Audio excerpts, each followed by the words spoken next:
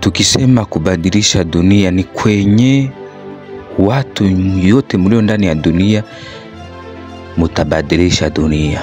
Mutaibadilisha namna gani? Ili mutoshe njala, ugomvi, matatizo, wafungwa, makini kuachililia kila kitu mtu anacho ili tujenge dunia upya.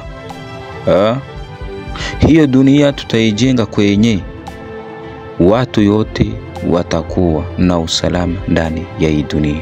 Watakuwa na maisha moya na watakuwa na uwezo ya kutoa shida zilizo ndani ya hii dunia.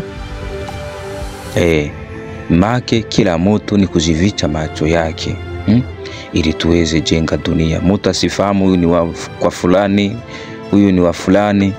Hiyo dunia mwenye utapenda endene na watoto wake kwenye naenda, kwenye talala, kwenye ataishi muda kidogo juu mwa hiyo dunia. Mutakuwa mko naenda mahali kila mtu anapenda. Taonesha kisi mutajenga hiyo dunia. Munatoka muugomvi, ni akili yetu inotusababisha tufungane, tutesane, tunyanganyane. Kila mtu akue na kwake, kila mtu akue na vyake, lakini tukibomola dunia mtu anakwake ana vyake. Bila hiyo hakuna ugomvi takuwa mu watu yote, kwa sababu maisha itakuwa iko kwa umoja.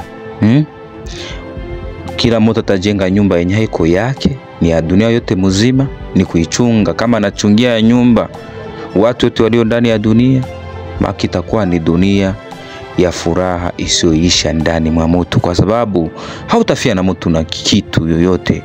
Yenyewe vinatuma tunafungana, tunatesana, tunafunga wazee, tunafunga watoto, tunauana, tunatesana. Akili yetu inaumba vita, kwa sababu kila mtu anapambania vyake. Kama uko na kwako na vyako, ujitahidi kupambania watoto yako, nyumba yako, familia yako, kila kitu unayoita yako.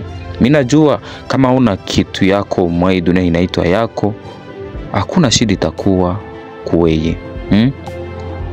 Na mwenye atakusambisha utazamba kwamba nyumba ni ya watu wote walio ndani ya dunia, chakula yenyewe naikala pembeni ni ya watu wote wako ndani ya dunia, kila kitu konacho ni ya watu ingine wenye wako mu dunia. Mimi kwa sababu huko na sambu kuna sema vitu ni vyako, njoo tatizo zako.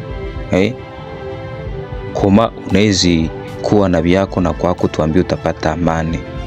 Wengine bali kula mzuri, wengine lala mzuri, wengine balale mzuri. Hiyo inaonekana kama huwezi pata amani ndani ya hii dunia. Lakini kama mtu ana kwake na vyake, leti itakuwa ya kufunga watu upya. Hiyo upya njoo ya nguvu kuliko ya sasa, kwa sababu hiyo ya mpya italomba tumikishe ya akili yako na usafi. Kama utumikisha akili yako, hakuna kukusambia na hakuna kukutetea. Sio dunia sasa kwenye unafanya makosa wanakutetea. Hapana. Make roho za wale watu wa kufunga njoo zitaamua kufunga na kufungula kwa muda mchache. Wewe ukikukataza kamata vya bure, kwenda mahali unapenda bure, hautasikia uko na roho ya mzuri. Ndugu wapenzi, muelewane gisi niko na baelewesha, mutoke mu binyumo konavyo, tugabule dunia upya, na hiyo upya jitatutoa ndani ya shida. Merci.